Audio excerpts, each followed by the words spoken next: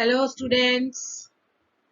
So this video I have prepared specially for class 10 students. Okay. In this video I am going to take all poems which are in your syllabus. Dust of Snow, Fire and Ice, Tiger in the Zoo, The Ball Poem, Amanda, Animals, The Tale of Custard the Dragon. These are the poems which are subscribed by CBSE. So one by one I will be taking all the poems, and each video on poem will cover the following points: introduction of the poem, historical reference if any, if there is any historical reference that will be told you, biographical character, then model reading by me, then meaning of difficult words, all the difficult words, synonyms, because when you have to give explanation of the poem you need the synonyms.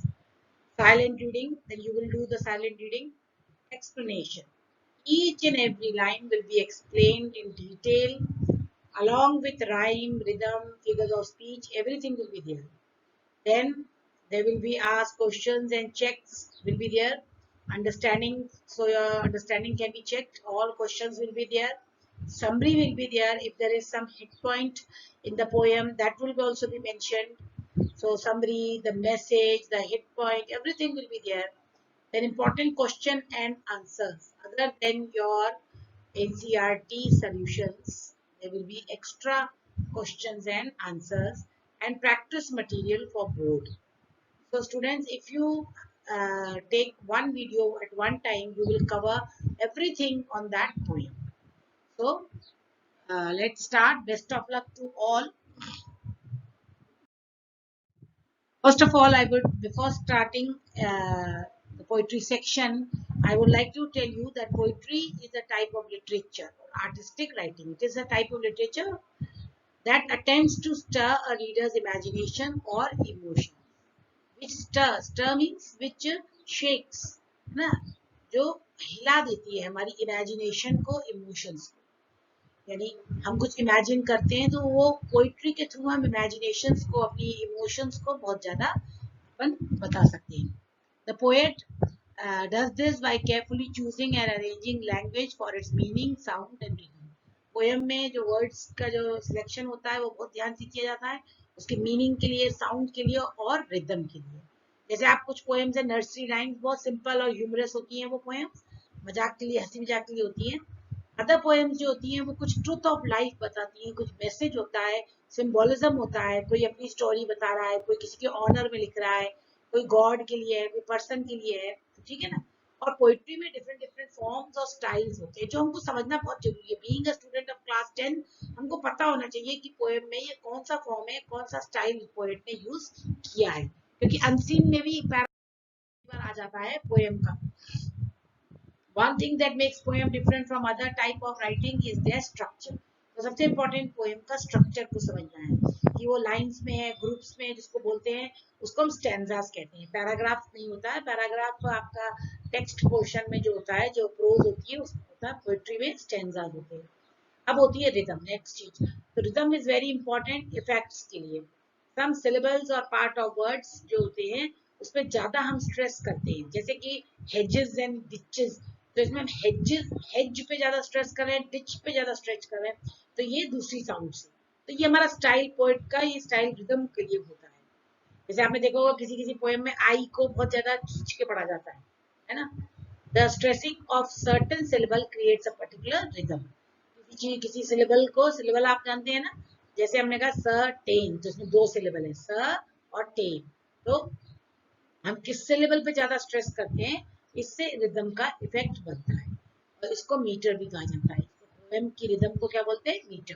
तो ये थोड़ा सा इसलिए हम आपको बता रहे हैं कि जब आप पोएम, तो पोएम को समझे. अब साउंड, पोएट में पोएट जो होता है वो डिफरेंट डिफरेंट साउंड पैटर्न्स को भी यूज करता है. सम पोएम्स राइम, कुछ पोएम राइम करती हैं, जिनके लास्ट के वर्ड जैसे हैड बैट लास्ट में राइम करते हैं, है ना. कुछ for example, in high as a kite the long I sound is repeated, as a stroke of luck, है ना, द के साउंड इज रिपीटेड. तो आप देख रहे हैं ना, हाई काई, तो इसमें आई साउंड रिपीट. इसमें जब बात करें स्ट्रोक ऑफ लक, तो क की साउंड रिपीट हो रही है. तो एलिट्रेशंस भी आप पढ़ते हैं जब फिगर्स ऑफ स्पीच हम बताते हैं आपको कि कोई एक ग्रुप ऑफ वर्ड है जो सेम साउंड से शुरू हो रहा है, उसको हम बोलते हैं जैसे अ डार्क एंड डेंजरस डे, तो ड ड ड 3 बार आ रहा है तो ये एलिट्रेशन। अनदर साउंड वाउल जैसे ओनोमोटोपोइया, ओनोमोटोपोइया जैसे कि जो वर्ड्स ही शो कर देते हैं कि कौन सी साउंड है, जैसे बज, हिस, है ना, ये सब ओनोमोटोपोइया है, तो इनको हमें समझना चाहिए। फॉर्म्स, पोएम की अलग अलग फॉर्म्स होती हैं जो strict pattern of metre, sound और लेंथ पे। पोएम में अगर आप सोनेट को जानते नहीं है, आप सोनेट होती है एक टाइप की पोएम, 14 लाइंस की होती है और उसका एक बिल्कुल सेट है, मीटर, साउंड, लेंथ, सब कुछ उसका पैटर्न एक सेट है, राइम रिदम कैसी होगी। एक हैकू होती है फॉर्म ऑफ पोएट्री, 3 लाइंस की होती है, उसका भी फिक्स नंबर है ऑफ सिलेबल्स होते हैं, उसमें 5 सिलेबल फर्स्ट में, थर्ड एंड थर्ड लाइन में, फर्स्ट और थर्ड लाइन में 5 सिलेबल होते हैं और 7 जो सिलेबल होते हैं वो सेकंड लाइन में होते हैं। तो हेकू भी एक टाइप की फॉर्म है पोइट्री की। कई पोएट्स जो है वो नहीं यूज करते, कोई भी सेट फॉर्म यूज नहीं करते हैं, तो आपको ये रिकॉग्नाइज करना आना चाहिए कि ये पोएम फ्री वर्स में है कि इसका पोएम का बिल्कुल सेट वर्जन है। जैसे भी हमने बॉल पोएम पढ़ी लेटेस्ट, उसमें हमने देखा कि वो फ्री वर्स पोएम है ना, लेकिन उसमें भी अरेंज ऑफ साउंड और रिदम का बहुत ध्यान। फिर फिगर्स ऑफ स्पीच दे, अलंकार जिसको बोलते हैं हिंदी में, तो डेकोरेशन के लिए, जैसे हम अपना घर बनाते हैं तो डेकोरेशन के लिए दुनिया भर की चीजें रखते हैं, तो फिगर्स ऑफ स्पीच भी पोएम का डेकोरेशन है। मेटाफर हुआ, पर्सोनिफिकेशन हुए। अगर आप बहुत अच्छे से फिगर ऑफ स्पीच पढ़ना चाहते हैं तो मेरा एक वीडियो है उसके ऊपर, आप उसमें देख सकते हैं, क्लास 10 के ग्रुप में डला हुआ है वो, उस वीडियो को जरूर देखिए, उसमें मैंने पूरा एक्सप्लेनेशन दिया है डिटेल में। अब आते हैं हम अपनी आज की पोएम पे, tiger in the zoo. So from the picture only it is clear that in one picture you can see the tiger is inside the cage. In the other picture the tiger is open and he's hunting. He's going for a hunt. तो poet सबसे पहले George Leslie लोरे, you should know the name of the poet. और ये poem इसके बारे में आप पढ़ लीजिए थोड़ा सा कि इसका स्टाइल क्या है। Now we straight away start with the summary of the poem. तो सेटिंग, जो सेटिंग है पोएम की समरी में, वो हम देख रहे हैं कि पोएम के 2 डिस्टिंक्ट सेटिंग्स है, 2 distinct settings. The first setting जो नीचे वाली पिक्चर में टाइगर मूव कर रहा है अपने जू में, है ना, it is the setting the tiger in head. दूसरे वाले में सेकंड सेटिंग जो है वो रियलिटी की है।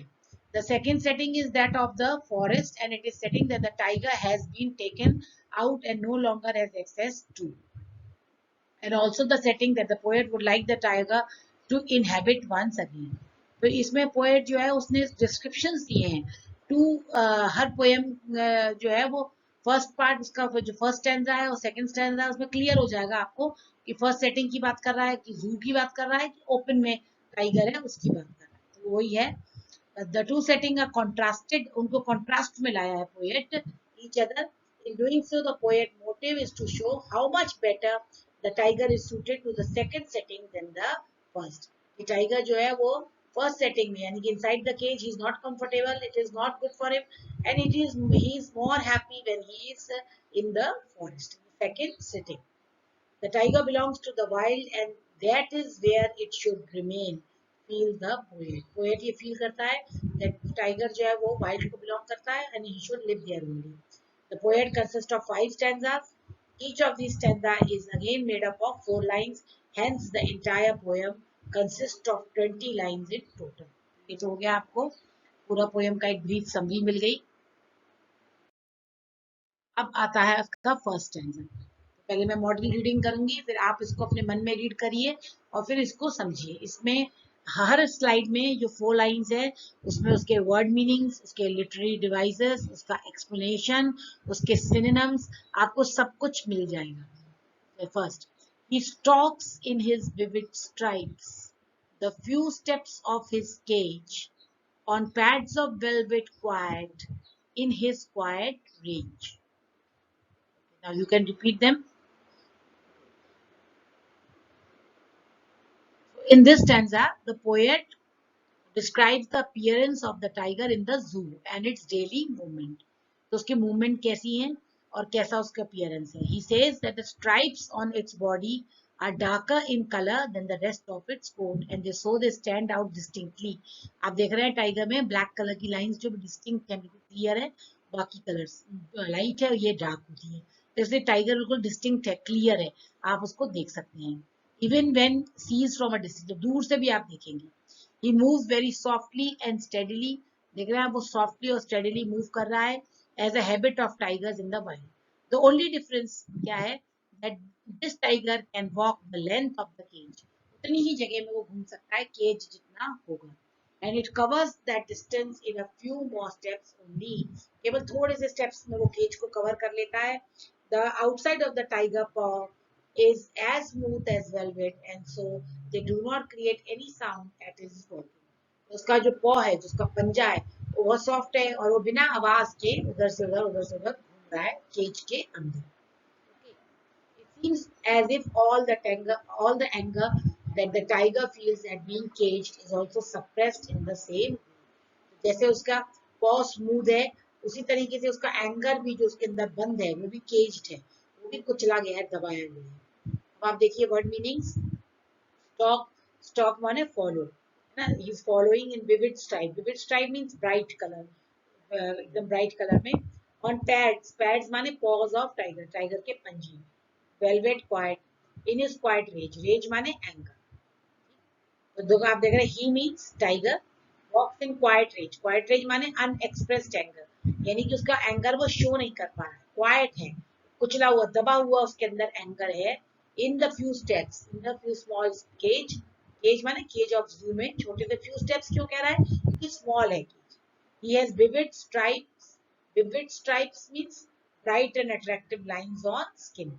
आप देख रहे हैं टाइगर के ऊपर ब्लैक अट्रैक्टिव लाइंस है, उसको वो कह रहा है विविड स्ट्राइप। ठीक है, ये तो हो गया उसका डिस्क्रिप्शन। अब लिटरेरी डिवाइसेस देखिए।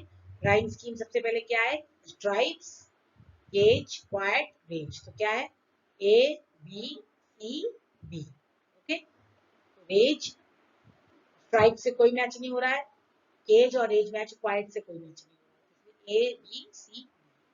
पर्सोनिफिकेशन, मानवीकरण, the tiger is personified because the poet refers him as he, क्योंकि उसको ही की तरह बोल रहा है ना।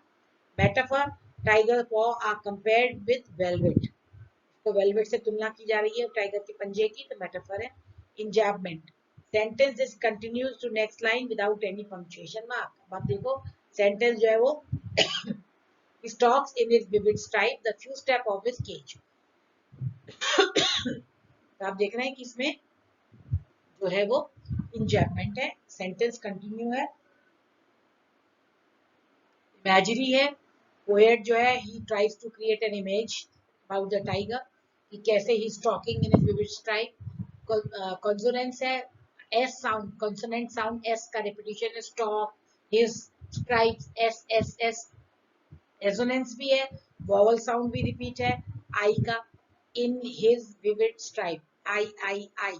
ऑक्सीमोरोन है, ऑक्सीमोरोन माने ऑपोजिट, दो इकट्ठे होते हैं, बहुत इंपॉर्टेंट फिगर ऑफ स्पीच है। क्वाइट रेज, यानी क्वाइट भी है और रेज भी है, दोनों ऑपोजिट है।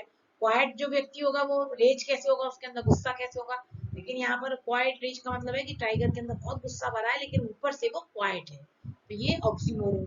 ठीक है, तो ये आपने समझ में आ गया सबको ये। तो इस तरह से हम आगे बढ़ते हैं। नेक्स्ट हमारा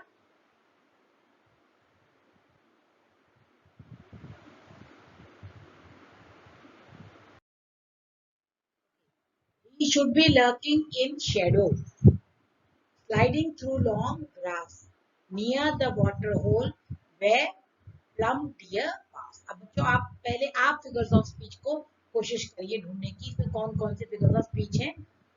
आंसर मत देखिए, बिना देखे आप पहले इसको करिए। यस, तो आप सबसे पहले राइम स्कीम बताइए, राइम स्कीम क्या है, ये A B C B rhyme scheme.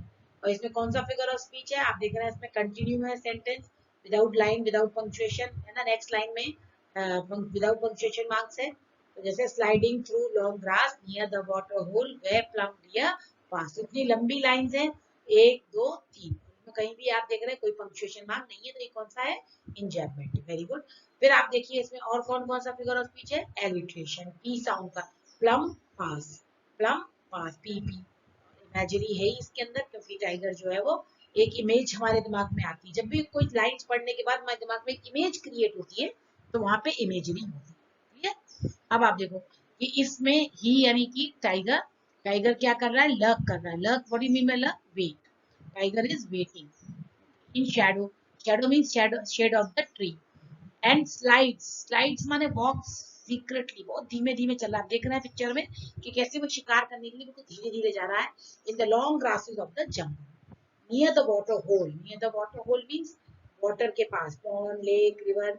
जंगल में जो होता है, नदी होती है या कोई नहर होती है या कोई तालाब होता है, सारे जानवर वहां पानी पीने आते हैं। तो शेर को पता रहता है कि यहाँ जानवर पानी पीने आएंगे, और वो वहीं पे घात लगा के चुपचाप बैठ जाता है और सर्च करता है for the plum deer. Plum deer means fat deer, तो मोटे से अच्छे से हिरन को खाने के लिए वेट करता है कि वो आए और वो घात लगा के देखे घास में, लंबी लंबी घास में छुप के कैसे बैठा है। तो ये आपके दिमाग में कितनी अच्छी इमेज बन रही है। अगर आप इस फोटो को नहीं भी देखते तो आप एक इमेजिन कर सकते हो। तो ये अब आप सेटिंग बताइए मुझे, फर्स्ट में सेटिंग किसकी थी, ये फर्स्ट में केज की सेटिंग थी, जिसमें टाइगर केज के अंदर बहुत गुस्से में वॉक कर रहा है इधर उधर। और यहाँ पर टाइगर जो है वो ओपन में है, अपने जंगल में है, इनहैबिट जहाँ उसकी जगह है, और वो बहुत चुपचाप शिकार कर रहा है। तो पोएट जो इमेजिन कर रहा है, alternate life for the tiger that is currently living in the future. Poet यहाँ पे कल्पना कर रहा है कि इसकी दूसरी लाइफ क्या होगी। Imagines what it would do, what would be like if the tiger were to be living in the wild. He says that under normal circumstances, a tiger such as this one should be moving about not in clear daylight but only in darkness, among shadowy places in forest or such like.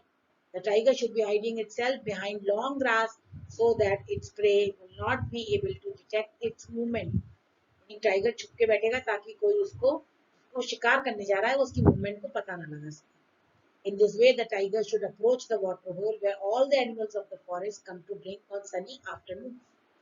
वहाँ पे घाट लगा के बैठेगा वो पानी के पास.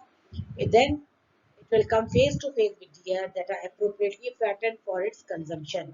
In other words, tiger should be left in the wild to hunt and gather its own food rather than to be fed by zoo authorities. तो यहाँ पर पोएट बहुत कंसर्न दिखा रहा है टाइगर्स के लिए कि that what the tigers should be left in the jungles so that they can find their own food and they can live a natural life which they deserve. Okay, सबको ये clear हो गया। अब हम आते हैं third stanza. He should be snarling around houses as the jungle's edge, bearing his white fangs, his claws, terrorizing the village. आप लोग भी इसको जरूर रिपीट करिए, एक दो बार जरूर पढ़िए इसको, है ना, क्योंकि पढ़ने से क्या होता है कि आपको एंजॉय भी करते हैं आप पोएम को, you should enjoy the poem and plus आपको उसके वर्ड मीनिंग्स भी आसानी से याद हो जाएंगे। स्नालिंग, स्नालिंग आप देख रहे हैं टाइगर उसमें स्नाल कर रहा है, यानी वार्निंग साउंड, खतरनाक आवाजें निकाल रहा है ना, स्नालिंग साउंड कर रहा है। अब आप लिटरल डिवाइसेस आप खुद ढूंढिए पहले, राइम स्कीम क्या है बताइए। Yes, rhyme scheme is same, A B C B, as village driving words हैं ये। और एग्जाममेंट आप देख सकते हैं, उसमें एग्जाममेंट है, he should be snarling around houses at the jungle edge. और क्या है इसमें, ओनोमोटोपोइया। ओनोमोटोपोइया क्या होता है, words which denote sound. Snarling, snarling tiger ही करता है, और इससे हमें पता लग जाता है कि टाइगर स्नाल कर रहा है। फिर एजोनेंस और कंसोनेंस भी आप देख सकते हैं इसमें। एजोनेंस ओ और आई साउंड का रिपीटिशन है, ओ और सॉरी एल साउंड का। जब वो कहता है should around houses, o o o, baring his white, his इसमें आई साउंड का, ये एजोनेंस है। और कंसोनेंस भी आप देख सकते हैं, हिज एस साउंड का, his fangs, his clause, S S S. तो आप अभी तक में कुछ समझ में आ गया होगा कि आप पहचान पा रहे होंगे आराम से फिगर्स ऑफ स्पीच को, ये आपको लर्न कर लेना चाहिए, क्योंकि कभी भी आपको अनसीन पैसेज में भी पोएम आ जाए तो आप उसके फिगर्स ऑफ स्पीच को आसानी से रिकॉग्नाइज करके मेंशन कर सकते हैं। Okay, he snarls, snarls means roar, राना टाइगर का गरजना जो बोलते हैं। And walks around the houses, और घर के आसपास घूम रहा है, at the jungle edge. He shows his white fangs, fangs माने क्या होता है, सफेद सफेद दांत दिख रहे हैं, white fangs. And claws, claws माने अपने पंजे दिखाता है। Terrorising the village, terrorising means scare, डराना, तो डराना चाहता है विलेज के लोगों को। बच्चों आपको इसके वर्ड मीनिंग इसलिए याद करना बहुत जरूरी है कि अगर आपको फैंग्स आ जाता है वर्ड, तो आप फैंग्स का फैंग्स मत लिखिए, you right sharp teeth of animal. Okay, इसी तरह टेरराइजिंग के लिए other word you should write scaring, scaring the villagers. Okay, In this stanza, the poet says that even though he would prefer the tiger to live in the wild, it is not as if it would lose all touch with human civilization. यानी कि ऐसा नहीं है कि वो सारा civilization से उसका touch खत्म हो जाए. Once a while, its day-to-day movement, which lead it towards the outer boundary in the forest where a few human residents can be found.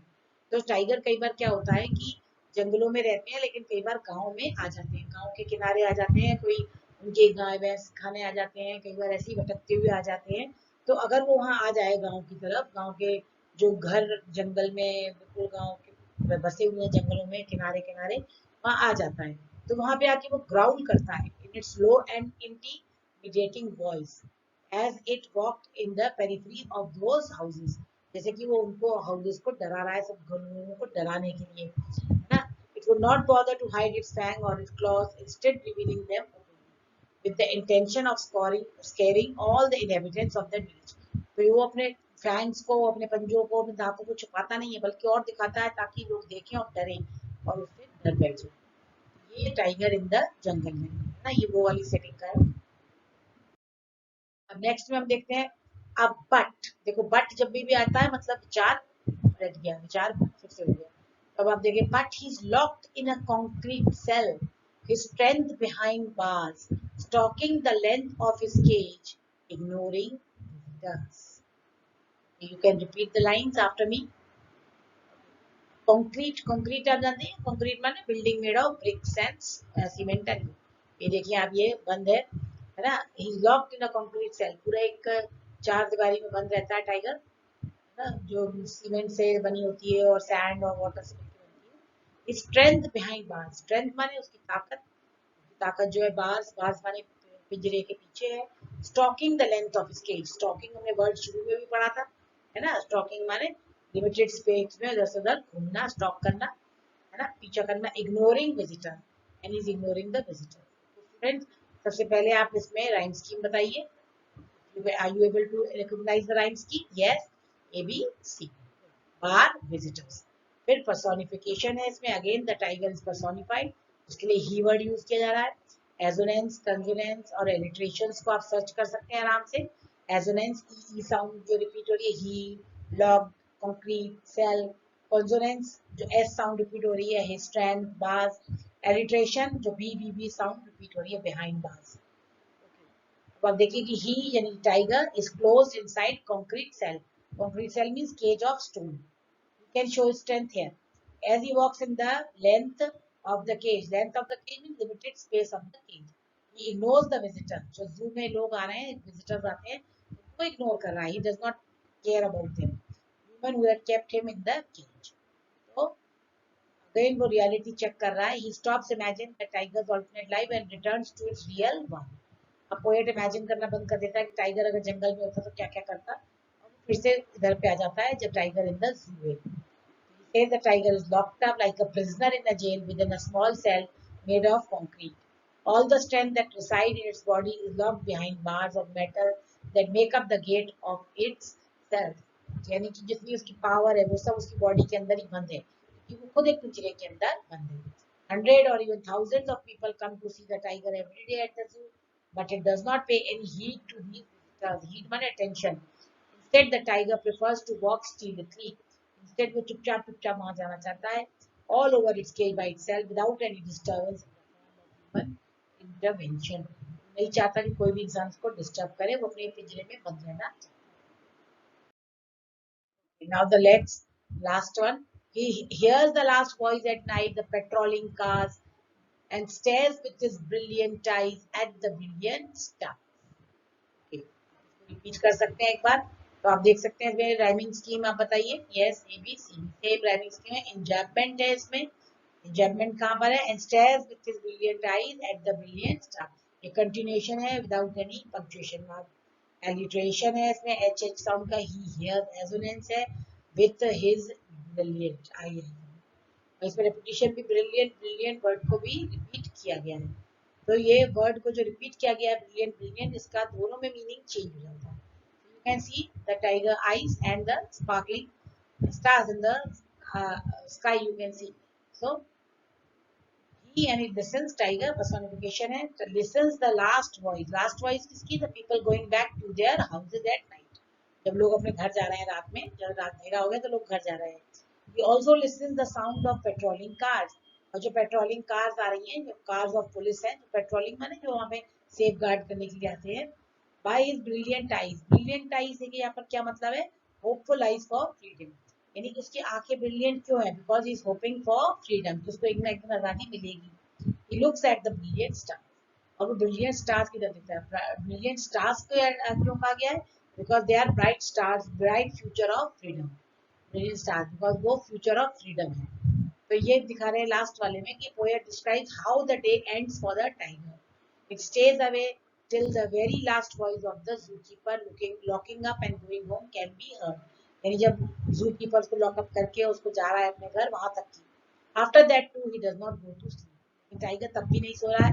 All night park rangers keep a watch over the surrounding of the zoo while driving around in their official vehicles. पूरी रात वहाँ पे कारें जो आ रही है patrolling कर रही है उनकी देखभाल के लिए. अवेक, टाइगर जो है वो जग रहा है ना, और वो जग रहा है, देख रहा है. तो ब्रिलियंट आईज और ब्रिलियंट स्टार्स, ये बहुत अच्छा एक वर्ड्स का यूज किया गया है. तो आई होप आपको पूरी पोएम बहुत अच्छे से समझ में आ गई होगी. ये है मैसेज ऑफ द पोएम कि पोएट क्या मैसेज देना चाहता है बच्चों. तो आप इसको पढ़ सकते हैं कि he heightens the contrast between freedom and captivity. इसमें पोएट ने जो है फ्रीडम और कैप्टिविटी यानी कि जो पिंजरे में बंद है और फ्रीडम के बीच में एक कॉन्ट्रास्ट पैदा किया है, जो हमको मजबूर कर देता है सोचने के लिए कि टाइगर की मेंटल कंडीशन क्या है ना. तो टाइगर की क्या लाइफ है इस जू में, और उसकी क्या लाइफ होती है अगर वो नेचुरल हैबिटेट में रहता है ना. He shows us how love for freedom is a natural instinct of everything, every living being. हर व्यक्ति के लिए फ्रीडम होना कितना इम्पोर्टेंट है, ये चीज हमको पोएट बता रहा है. आज हम लोग भी लॉकडाउन में हैं, हम लोग घरों के अंदर अपने बंद हैं ड्यू टू कोरोना. तो आज वी कैन, हमको एहसास हो रहा है कि फ्रीडम क्या होती है. We can not go out, we can not meet our friends, we can not go for picnics and all. तो what is it to be caged inside your house. Now these are the all the important extracts with question answers. You can go through them and learn them. Copies. आप video को यहाँ पे pause करके इनको note कर सकते हैं आराम से. क्वेश्चन 2, क्वेश्चन 3, ये सीबीएसई में जो क्वेश्चंस आए थे उनमें से भी लिया गया है सारा. क्वेश्चन 4 है, 5. हर स्टेंजा के पांचों स्टेंजास के ऊपर कॉम्प्रिहेंशन टाइप बनाया है और उसके आंसर्स भी हैं. आप इसको नोट कर लीजिए, वीडियो को पॉज कर करके आप आराम से नोट कर सकते हैं इसको अपनी कॉपीज में. ये शॉर्ट आंसर्स हैं, है ना. ये 2 मार्क्स के ऐसे आ जाते हैं शॉर्ट आंसर. जैसे मैं एक एक करके दिखा देती हूँ आपको. How does the tiger create terror for the villager. कैसे वो टेरर पैदा करता है. Tiger creates terror by the villager by snarling around the houses as they are situated near the jungle. Frighten them by showing white fangs and claws. Friends, ये question बहुत important है. Questions को जो pause करके आराम से note कर सकते हैं. All these questions are very very important. Long answer भी एक इसमें दिया है. Freedom for love for freedom is a natural instinct of every living being. Comment. ये पूरा आंसर है, इसको आप पढ़ लीजिए. वही सब चीजें हैं जो मैंने आपको एक्सप्लेन की हैं. They try to confine wild animals to cages. ये एक मॉरल वैल्यूज का क्वेश्चन है. क्या ये अच्छी बात है कि जानवरों को पिंजरे में बंद करके रखना. ये इसलिए भी हमको पढ़ लेना चाहिए. कभी आर्टिकल राइटिंग में, लेटर राइटिंग में भी कुछ इस टाइप के टॉपिक अगर आते हैं, they can help us. Thank you for listening and watch video और फिगर्स ऑफ स्पीच आप जरूर देखिए और सब्सक्राइब करिए चैनल को, क्योंकि इसके बाद नेक्स्ट पोएम अमेंडा है, उसके ऊपर मैं दूंगी. और सभी पोएम्स पे आपको ऐसा ही वीडियो मिलेगा जिसमें सब कुछ होगा. तो students, best of luck for your exams and prepare well. Thank you. Have a nice day. Bye.